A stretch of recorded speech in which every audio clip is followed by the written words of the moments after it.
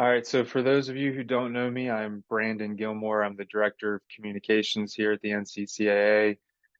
We also have Elizabeth Chevry on with us, and she is the Communications Coordinator.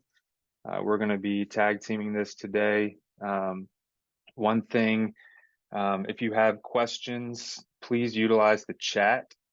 We'll be monitoring that, and we'll try and answer questions at the end of each section that we're going through. I'm going to go ahead and share my screen. All right. So the first thing we're going to go through is our Help Center page. So this is the home page of our website. Basically, you just look up here at the top, you see About, Media, Members. Members is where you're going to want to go.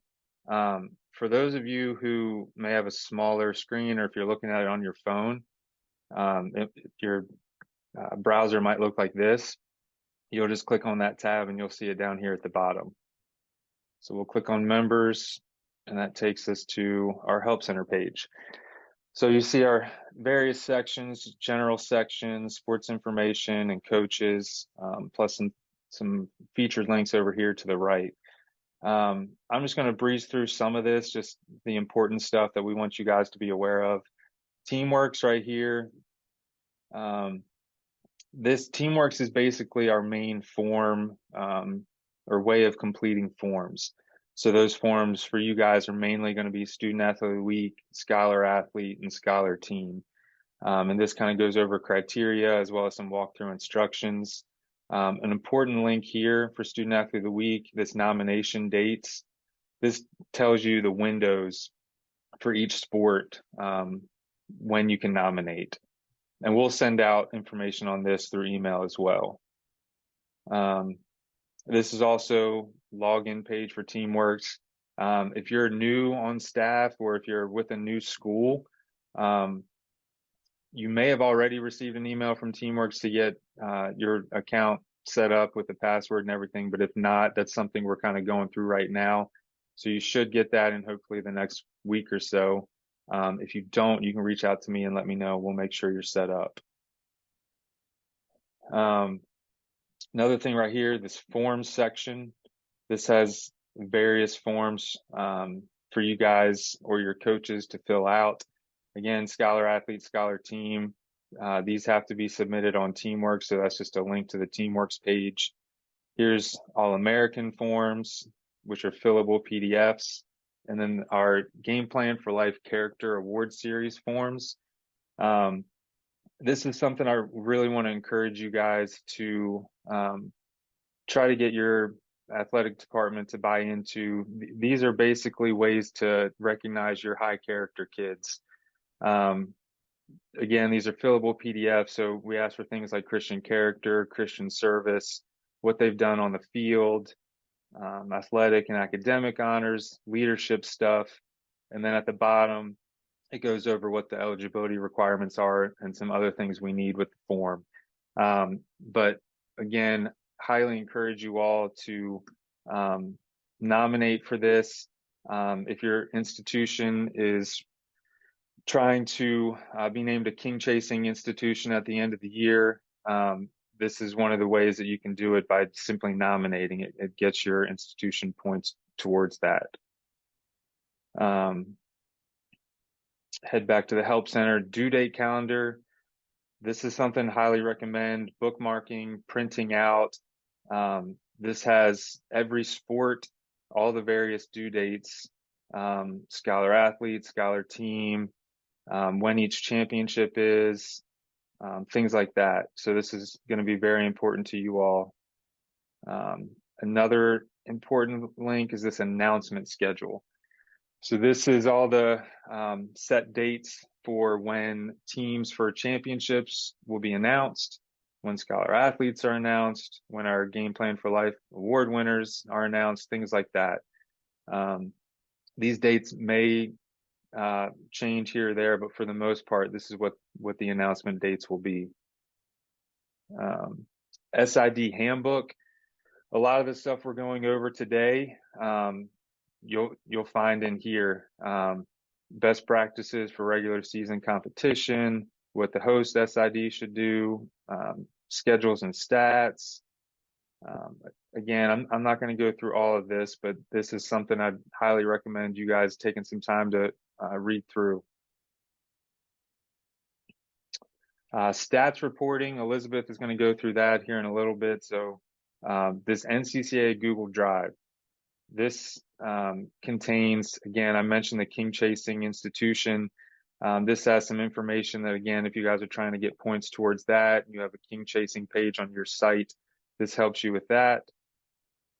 Commercials, if you want to use for any of your broadcasts, and then logos right here. So this is King Chasing logo, Game Plan for Life logos, our NCCA logos, member school logos, and then national and regional championship logos. So this is going to be, again, something as we go through the year, if you're looking for our logos, it's all right here. And then this brand guide is here as well, which please make sure that you read through that. It contains all the do's and don'ts of our logo and our branding. And if you ever have any questions, just feel free to ask us about that. Believe that is it for the Help Center. I'll go ahead and pass it off to Elizabeth. Okay, so I'm going to go over two of the main things that you guys will be doing throughout the year for us. And one is uploading your schedules to our backend, and then two, uploading stats to our backend. We require stats to be uploaded if you're a full member for really all sports that have stats taken. So not cross country, not golf, not tennis. We do that kind of a different way, and I'll explain that later. But soccer, volleyball, football, basketball, baseball, softball, men's volleyball. If you sponsor any of those sports and you're a full member, you are required to upload stats to our site. So I'm going to go through that today just to ensure that maybe this year we have a smoother process with that. I know it can be a little daunting in the beginning and getting off in the beginning of the year, but it really is a pretty simple process if you understand it. So our hope is that this will really help kind of lay a good foundation for us as we jump into the year. But the first thing, which you've already probably received an email from Brandon and then myself about schedules being uploaded to the site, that's the first step. So you can't upload stats if you don't have a schedule uploaded on the site. And we kind of do that in season. So we get all the fall schedules, and then we'll get winter and then spring. You're welcome to upload winter and spring schedules now if you have them, but we will be sending emails about that later in the year of when those are due. So the biggest thing with uploading schedules is formatting. And I'm going to talk about two different ways. If you are a sidearm client, meaning that your website is also powered by sidearm like ours, you have a little bit of options on uploading both schedules and stats that makes it a little bit easier for you. So I'm going to walk through both of those if you are a sidearm client and if you aren't. But we'll start with if you are not a sidearm client. If you are not a sidearm client, you will be inputting your schedule into an Excel document. So I'm going to go ahead and open this document. Let me pull that over. And this is really important because a lot of times I'll get people that have followed our instructions for uploading a schedule to the site, that we have on our help center, and said, I followed exactly what it said and it's still not showing on the website. And so then I have them email me the file that they tried to upload, and it's formatted in a totally different way than it needs to be. So formatting is really, really important because our site is going to pull exactly these headers onto the site, and this is the only information we need. So as you can see, date, time, opponent, location, and then if it's a home, away, neutral. I don't need if you're playing in green jerseys. I don't need if your game is going to be televised. I don't need any of that information. I don't need a border around it. I don't need colors. This is all we need. So we have this example schedule up on the help center. We have formatting instructions, so you can reference that too if you ever do forget. But if you're not a sidearm member, you will be inputting your schedule into an Excel document like this. Also, something to note, when you're entering your opponents, please put their full school name. If you're playing Grace College, put Grace College, because there's other Graces. There's Grace Christian, or, so try to put the full name, Central Baptist College, or whatever it is, so that we know exactly what that game is. All right, so we have the schedule put in our Excel document. We've saved it to our computer. Now we're ready to upload. So you're going to log into the back end of the website. There's a link for this on our Help Center as well. If you are new and do not have a log into this back end site, please reach out to Brandon and I. We can get that for you, your login and your password. This is where you will be uploading schedules and stats. So this is something you will definitely need. So if you don't have that, please reach out to us and we will get that to you. But it's going to look similar to this. You're probably not going to have as much on the left-hand side, but to upload a schedule, we're going to toggle over on the left-hand side here where it says schedules. And if you click this plus, it brings up a drop-down menu. And we're going to click on import a schedule. All right, so this is going to pop up. And I know a lot of you have done this, so just bear with me. I'm going to try to go through it quickly. Make sure it's on import a schedule. That's what we're doing. We're going to choose a file. And we're going to go ahead and choose the schedule that we just created. And continue. This page is basically just saying if you have a document with more than one sheet, you want to make sure whatever sheet your schedule is on, that's selected. So we just have one, so we're just going to hit continue. Here we're uploading an individual team schedule, so we're going to change that.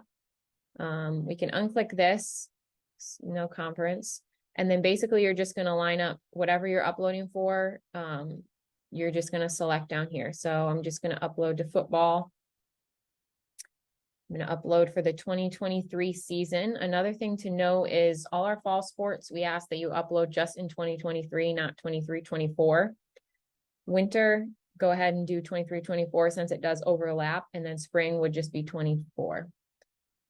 And then you're going to see a drop down with all of our schools listed. So they're just alphabetical. Go ahead and find your school and you'll select that. And then right here, I know this is sometimes hard to remember. So this is in our walkthrough instructions that are on the Help Center, but you're just going to match up the date, time, opponent is individual only, not website, location, and then home, away, neutral is also individual only. And like I said, these are on the walkthrough instructions that are on the Help Center, so don't worry about trying to remember that every time. But once you match those up, those are the columns that we had in our Excel sheet. We're just going to simply hit import. All right, so our information has been imported. Now, that's basically it. So from here, now we can go and check and make sure that the schedule is up. So what we're going to do is on the left-hand side, you're going to click that Schedules tab. It's going to show you this drop down right here. So we uploaded a football. Okay, and I'm clicking football, and then I'm just going to select the year, which was 2023, and hit load. Now this is going to pull up all the schedules that have been uploaded for that year. So we uploaded as NCCAA, so you can see that our schedule that we just put up is now showing. Okay, so very simple. Honestly, the hardest part is just getting all the information in the Excel document, but from there, it's really a simple process of uploading. And this is the same way you're going to do it for all the other sports. I'm going to note while we're here, try as best you can to keep your schedules up to date throughout the year. I know things change, games get canceled, postponed, rescheduled. You add opponents, take away opponents, whatever it may be. But please try your best to keep them updated. And this is the page that you will do that from. You can see right here, you can click this edit button and it's simply going to just open up the specific game and you can mark it as postponed, canceled, change the date, time. You can change the opponent, location, home, away, neutral, all of those things. So it's pretty simple, and you just hit save and you can change anything there, delete games, whatever it may be. I say this because when we go through each week to check if stats have been uploaded, we are pulling information from your schedule on our back end. We're not going to your athletic website and pulling information from there. So we do ask you to keep this up to date, because if it's not, then I'm just going to assume a game is played if it's not marked as postponed or canceled or whatever it may be. So it does just save some time and confusion in the long run if you do work to keep this up to date throughout the year. Okay, let's see. So you have editing there. Okay, I'm gonna just quickly now run through, if you are a sidearm client, it's a little bit easier to upload a schedule. It basically pulls your schedule information that is already on your website. So very simple for that. We're gonna stay on the schedules tab on the left, and you're gonna click add a new schedule. It's gonna pull up this page right here. And basically you're just gonna fill out this drop-down information. So you're gonna select the sport, men's soccer, and then you're going to find your school. For the sake of this, I'm just going to select Cedarville, select the season 23, and then you see right here, download from Nexus, this tab. This is going to be what's pulling information from your site. So this has all the sports that Cedarville has on their site. So basically I'm just going to find men's soccer and click go. And then all of their past schedules and current schedules pop up. So I'm just selecting the year. And that's it. You don't have to worry about any of this information down here. And I would just click save changes. And that will pull their schedule from their site to ours.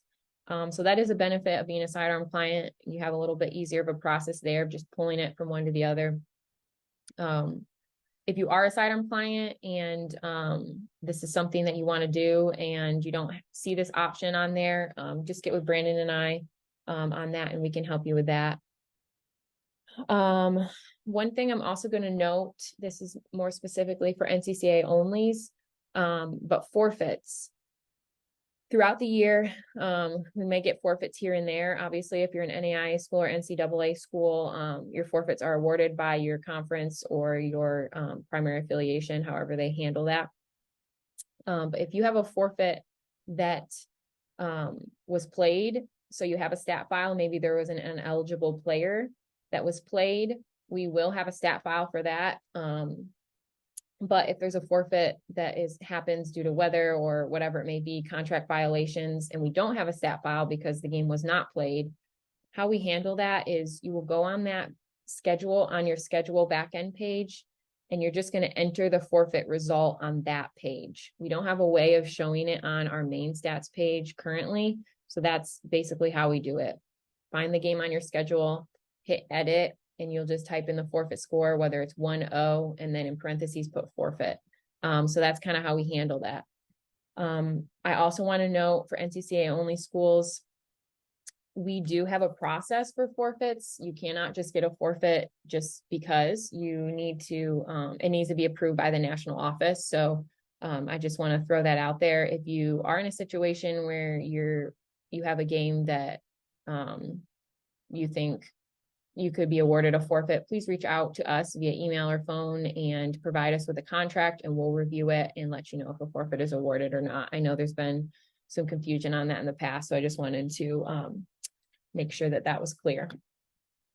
All right, so we have our schedule up. Now I'm going to walk through uploading stats. I'm going to try to, well, first, do we have any questions on schedules, Brandon? No questions. No questions? Okay. All right, I'm going to try to do this as thorough as I can, but also as quickly as I can. I know, like I said, it can be a little bit of a daunting process, but once you really get it, it's not bad at all. Just like schedules, there is a different way if you're a sidearm member. However, I will say sidearm members do have the option to push stats directly from your school website to our website. However, sidearm only allows stats to be pushed to one and another entity. So if you're already pushing stats to, say, your conference site, you can't also push to us, if that makes sense. We would love it if that was possible, but it's currently not. So if you are pushing to your conference, you'll have to upload the manual way. If you're an NCCA only and you're not, then you can definitely push from your sidearm site to ours.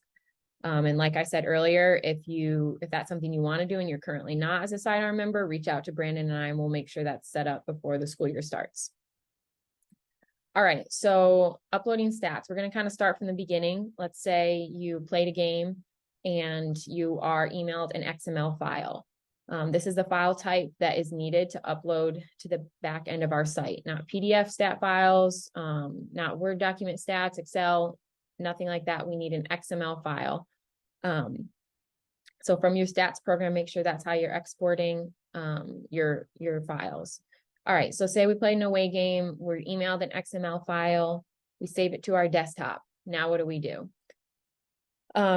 So the very first thing that I always tell people to do that a lot of people will sometimes skip is to check that the file contains your NCCA school code. This is very important because we have 92 members and 92 schools uploading stats. We need something that our website can differentiate each school by, and so that's the codes. So for the stats to show under your school, every file needs to contain your NCCA school code. Now on our help center that Brandon just showed you guys, on this stats reporting page, if you scroll down a little bit, you see this school code cheat sheet right down here. If you click that, this document is going to give you all NCCA school codes. So this is definitely a good resource to have, because if you play an NCCA only school or NCCA school, you're going to need to have your opponent's code as well. So definitely make sure you have your own code, because that's going to need to be in every file. But also if you play other members, you're going to want their code as well. Something to note as well, if you are an NCAA school, we use the NCAA coding system. So if you're an NCAA school, your code is the same NCAA, NCCAA. So a lot of your files that you're getting from other schools will probably contain that. But it's always good to double check too, because we've seen cases where they don't and the code area is blank or whatever it may be. But just something to note there. But if you are NAI, it's going to be different than your NAI code. All right, so here is our coding. So we just got a file. We're going to check to see if it has the code in it. We have two programs that we recommend that are super easy ways to edit XML files, since it is a different type of file, and to check for codes or whatever it may be. I'm going to go back to the stat reporting page, but right down here in the gray, you can see PC users, Notepad++, and Mac users brackets. They're free to download. The link is right there in the help center. I would recommend doing that because that's an easy way to edit the code if you need to. So I'm going to go to the desktop and I have an XML saved here, and I'm going to open it with brackets since I'm a Mac user. It's going to pull up your XML file. Okay, so this is the file that was sent to us from our school that we played against. So I'm going to just simply use Command F to find, and this is Grace College. This is one of their XML files from last year. So I'm just going to simply search. And I see at the top here, it just gives us our basic information. Visitor was Lindsey Wilson, home was Grace, the date, where they played. It was a neutral game. But I'm going to scroll down here and see where Grace was highlighted again. Okay, so this is their team line. So this is going to give you all their team information, team stats, and then it's broken down from by player from there. I'm sure a lot of you have seen these files before and dealt with them, but if not, just kind of going slow here for that case. Right next to the team name, you can see it has the code, okay? So when you open up the file, it may look like this and have no code in it, or it may have NAI 890 or whatever it may be. It could have anything. That's why it's important to really double check. All right, so we say we open the file and there's nothing in there. Now we know that we need their school code to be able to upload. So I'm going to go to the sheet. I'm going to scroll down and look for Grace, and their code is 501960. So 501960. Simply type it in right in that section. So fairly simple. And from there, I'm just simply going to save the file. Now to note, like I said, if you, now here we see Grace played Lindsey Wilson, and there's their line with their code. I will note, if you're not playing an NCCA school, the code doesn't have to be, I mean, you don't necessarily need their NAI code or NCAA code, whatever it may be, but Sidearm recently doesn't always accept files if there's nothing in the code area.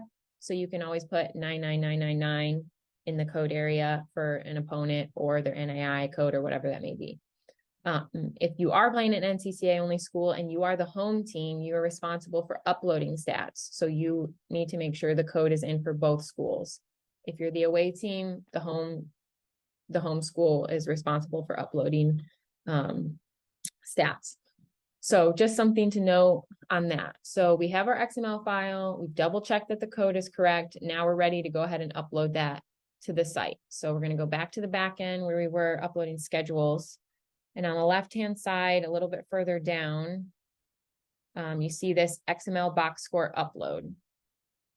Okay, you're simply just going to click upload right beneath it, and it's going to pull up a page like this with your school name at the top. All right, from here, you're just going to fill in all the selections. So we are doing men's soccer. It was last year, so it was 2022. And then when you click game, this is pulling directly from your schedule that we uploaded. So that's why it's important to have it up to date too. Add in any games that you may need. As postseason comes around, add those in so that when you go to upload stats, it's pulling all of that information in. All right, so the game that we're uploading is this Lindsey Wilson game on November 17th. So I'm going to select that. And then I'm choosing my file, which is this file right here, our XML. We have that there, and I'm simply going to click upload. So once you have checked that the code is in and made any changes there that you need, it's very simple to upload a file. Now I'm going to say from here, you see here that this was yesterday when we did the Zoom, I uploaded a file there. Just because it's showing on your previous uploads is not the place to verify if it went through. A lot of times I get people sending me screenshots of this saying, you know, I uploaded the file. Why did you send me a notice? The system can accept it, but if it doesn't have the code, or sometimes there's a error that comes up, doesn't always mean that it went through. So I'm going to show you the process for verifying to know for sure if a file went through, but this is not the page to do it. Just FYI, I say that every year to many people. So we uploaded our file. Now we're going to verify that it went through. And I tell people, you know, it's really quick to verify, but I get you guys are uploading a lot of files, especially when you get into volleyball, lots of games. You're doing 3 sports in the spring or whatever it may be.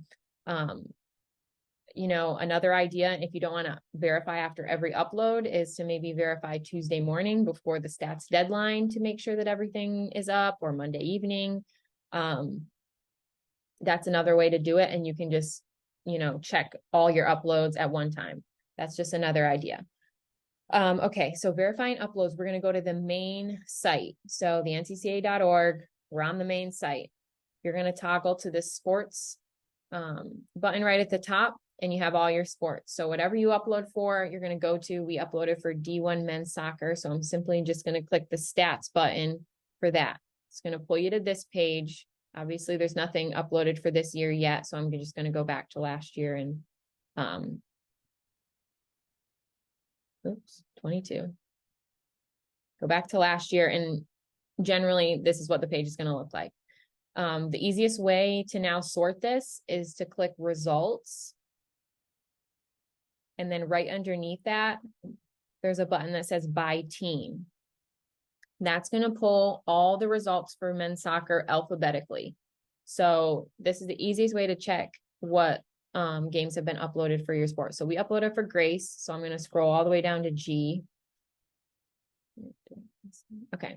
All right. So here we see Grace.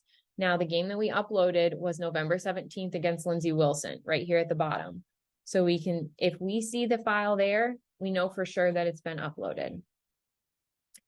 This process for verifying is the exact same way that we here in the office verify stats every week. So we're going through each sport and all of your schedules following this same process. So if you see your game you uploaded on the main site on this stats page, that's how you know for sure it's up. Now, say we uploaded, you followed that whole process, you're verifying, and you don't see the game up here. that's when, double check to make sure your code is in there correctly. If it is and you're still having issues, email the file to myself or Brandon. He can help with this as well, but I mainly deal with this. So you can email it to me and just reach out and say, hey, I changed the code, try uploading this file, having no luck. And then we can help and assist. And then I also know that maybe you're having issues. So if the Tuesday deadline rolls around, we're in communication and I'm not going to send you notice because we're talking about that file. So that is basically the quick overview of uploading files. Let's see. Something to note, communicating with us on this is probably like one of the biggest portions on it. I have a running note that I do each week of people who have reached out to me. We have no idea if your stats computer dies in the middle of a game, or if your wife went to the hospital and you couldn't stat the game, so you need more time, or whatever it may be. We have no way of knowing that if you don't communicate it with us. And we often show grace if we are aware of situations. So the deadline for uploading stats is Tuesday at noon Eastern time for all games played through that previous Sunday. That's a pretty hard deadline. Wednesday we'll start going through and I'll start sending those emails. But like I said, if you're having issues, stuff happens. We totally understand. We can, if you are communicating with us, we can work through that with you, possibly provide grace or provide an extension or whatever that may be. But we can't do that if we're not aware of a situation. So communication with us is really important. And we really want to work with you guys. And we know the season gets busy. So just open communication with us. We're always happy to work with you guys on things like that. I'm going to pull up this page, which is also in the Help Center. But you'll see right here from our handbook, and just kind of how we handle stats. If stats are late and we haven't been communicated with, the first violation is a notice. You'll get an email from me, your coach, your AD. You'll all be noticed about the missing games. The second violation is a warning. The third violation is the fine you can see here. And the fourth is also a fine with other things that you lose, postseason awards, various other things. So you can kind of see that there. So it is really important. We don't do this just to be mean. Sending notices and warnings and all that is probably one of my least favorite parts of my job. But it is important because we do want our site to be accurate description of our statistics. And it's important for All-American voting, power ratings, different things like that. So we want it to be right.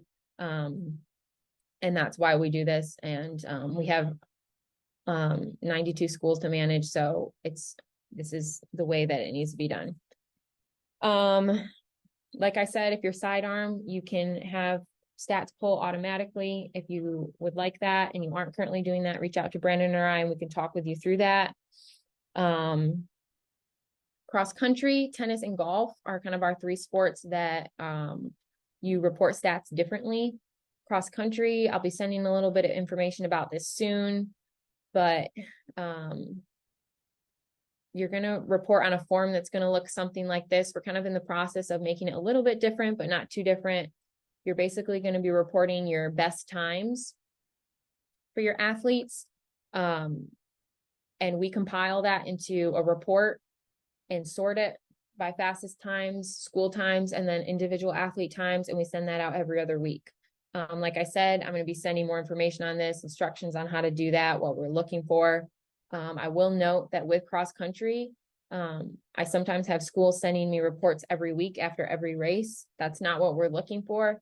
We just need your school's fastest time. So if your athlete runs their fastest time the first race of the year and they're not getting faster throughout the year, I don't need those other times. It's just accumulation of their fastest times. So you're only going to update it if your athlete or your team has beaten their previous best time. I will be sending information on that. Tennis reporting is very simple. On the schedules page, you're just going to toggle to tennis and you're going to enter the results in like we saw before on the back end. So let me load this here for a second. That's what I'm looking for. So you would just click at or results and simply put your team score and your opponent's score and hit save. Very simple.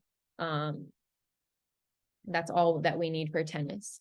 And then golf, your golf coach and I believe your SID will be getting information about this shortly, but a reporting form will be sent to them and from the golf chair, Ryan Bowen, and you will report golf scores to that. Also a very simple process. So One quick thing on that tennis, they also need to select whether they won or lost. Yes, correct. Good call, Brandon. Yeah, right here you see these buttons up top: win, loss, tie.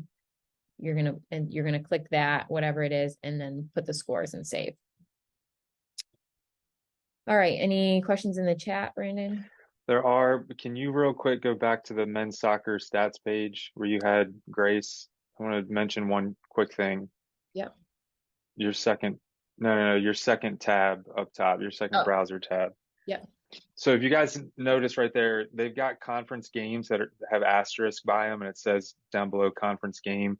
Back when Elizabeth was talking about uploading schedules, she mentioned not to mark games as conference, which is correct. We do not want on the schedule to be marked as conference because our system, our software with Sidearm is their conference software. So if you're marking it on the schedule as a conference opponent, then it causes all kinds of issues because obviously other members in your conference aren't members with us per se, and it causes stats uploading issues.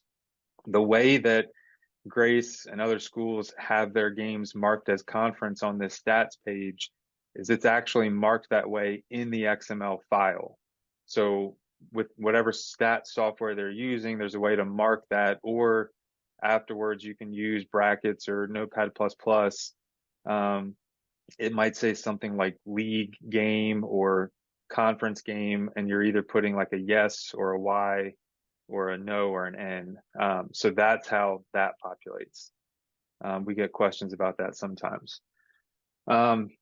A question that was asked with stats: do we upload exhibition game stats or games against community colleges or non-countable opponents? Okay, the answer to that question is no. That's a great point. I forgot to mention that when uploading schedules, we only need countable games on your schedule on our site.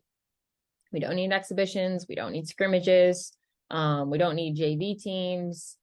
If you're playing any of those, only countable games should be on your site because we don't need stats for non-countable games.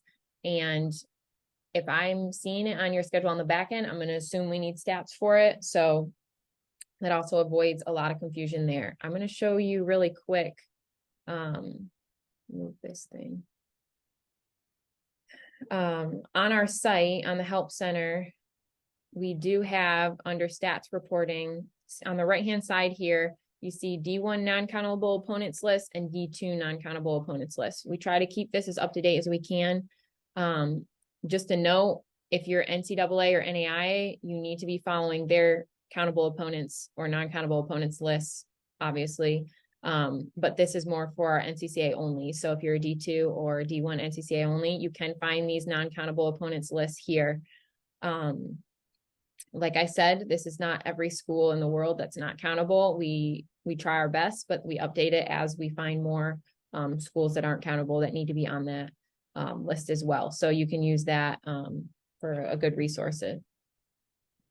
Yeah, and one comment, the community college question. So that Division I schools are required to play 4-year institutions, plus some other requirements. And then, but Division II is permitted to play 2-year schools, so long as they follow all of the other countable opponent rules, which you can find, I believe, does it mention at the top of that? Yeah, if you go into this document, it pulls right from our handbook what makes the school countable. So you can be sure to reference that. And then another question on the schedule, is there a way to mark as non-countable? I think there is. However, we don't accept that, I would say, just because we would have to go into each game to view that. So don't even bother doing that. Just don't include it to begin with. Yeah, Um, our policy is don't include non-countable games on your schedule on our site. yeah. Obviously, your site, you might have that exhibitions and things like that, and that's fine. But for our site, we only need countable opponents or countable games. Yeah. So that's another thing. If you have already uploaded your schedule and maybe you're like, oh, I included some scrimmages, just go back in there and just delete them. No big deal. I will note, I'm sorry, go ahead. I'm going to note a few changes this year that we have. We have 4 approved stat programs. That's DaxStats, Genius Sports, Presto, and Stat Crew that will accept XML files from. In the past, we kind of just we enforced it, but we didn't really have anything to enforce it with. This year, if a file is submitted using a non-approved stats program, that's going to count as a missed report. So we're really cracking down on our 4 approved stats programs. So that's just something to note for the upcoming year.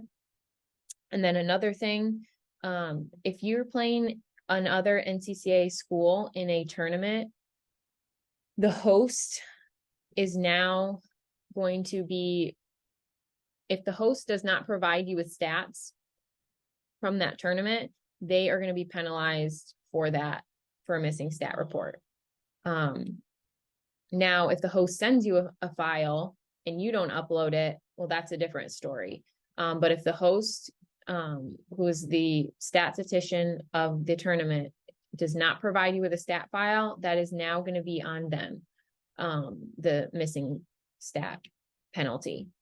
So that's also something that's new this year. All right.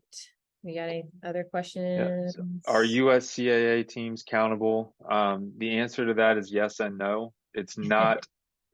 So like any NCAA school is countable, any NAI school is countable. USCAA isn't like that. There are teams in the USCAA that are countable, but it's not everyone. So it's they have to meet the other like the accreditation rules and whatever other countable rules there are in our handbook. If you have questions on countable opponents, feel free to shoot myself an email.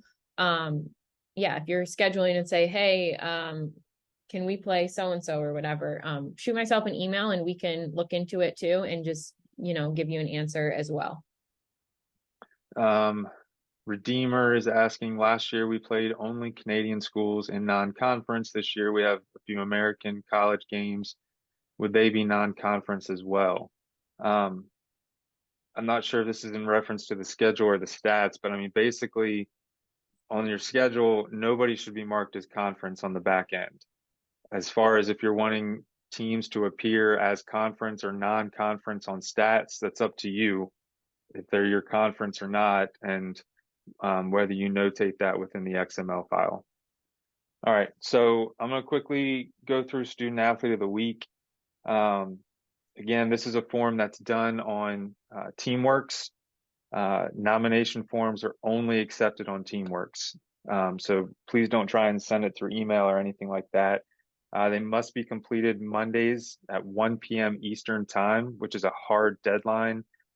We do not accept nominations if they come in after that time.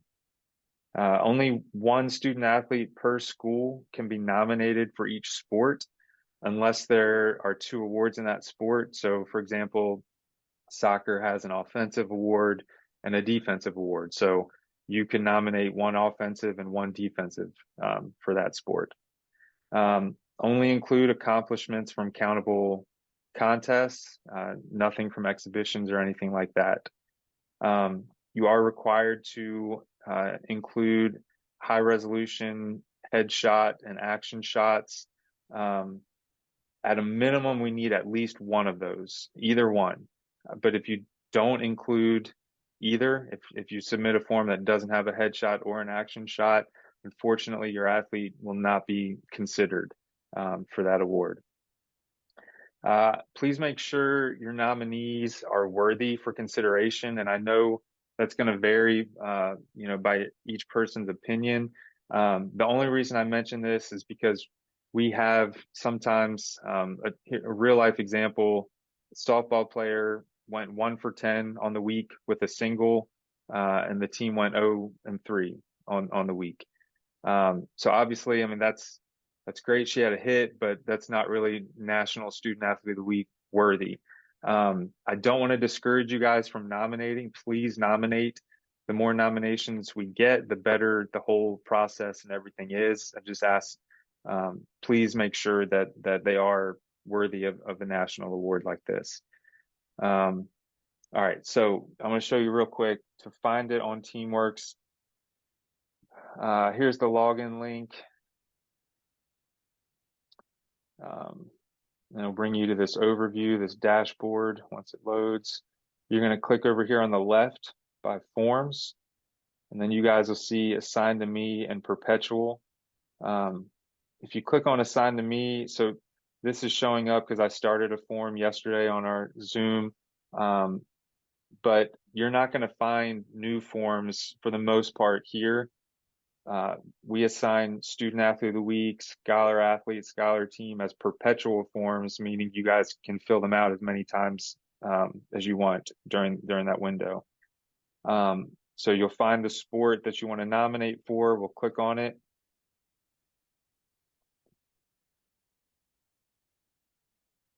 Wait for it to load. Anything that's a red box is required to be filled out. We do give t-shirts to the winner. However, if you're affiliated with the NCAA, just put NA. Per a ruling, we're not allowed to send t-shirts to NCAA student athletes. But basically, so here's soccer. You're going to pick whether they're offensive or defensive. You do offensive, and you've got to fill this out. Defensive, you then need to select whether they're a defender or a goalkeeper. And as you're typing this out, more stuff becomes required. And as you're entering these numbers, it totals it all up for you. Written summary is important. Sometimes people might just put a period just so that it's filled out. That's fine. The more information you provide, the more helpful it is to us as we are selecting somebody, broke a school record of they scored 7 goals in a game, or we beat the #1 team in the NAIA. Anything that you can add to help elevate your student athletes helps us as we decide. You'll then scroll down, you'll sign it, enter your email and phone number, and then here's where you would upload your headshot and action shot, and then you come up here and click finish. And that is it in a nutshell. Are there any Student Athlete of the Week questions? Again, make sure that you're getting those completed by Mondays at 1 p.m. The last thing. Question came up, said both or just one head and action shot? So ideally, we want both a headshot and an action shot, and the reason is on our website when we have. I don't think anything's going to show up. I can't show you right now. But if we have a winner, the headshot's going to show up on our site as for our listing of winners. The action shot is important for the graphics that we share on social media. So both are technically required. However, if you only have one, that's fine. We'll use the headshot in the graphic. Or if you don't have a headshot, then there won't be a headshot for if your person wins on our website. If you don't submit either, like if you just upload your logos just so that something uploads and it lets you submit the form, if we don't have either one, then your nominee will not be considered.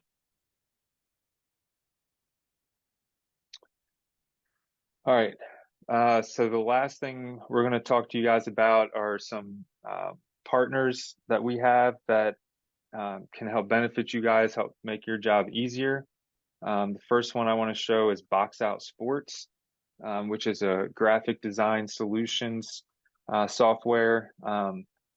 This is their premium templates.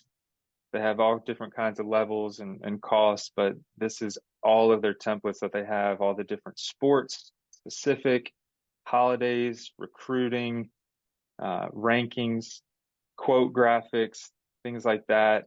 And they're very easy to fill out.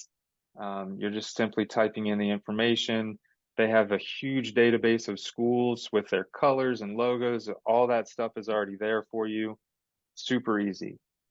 Let's see, sidearm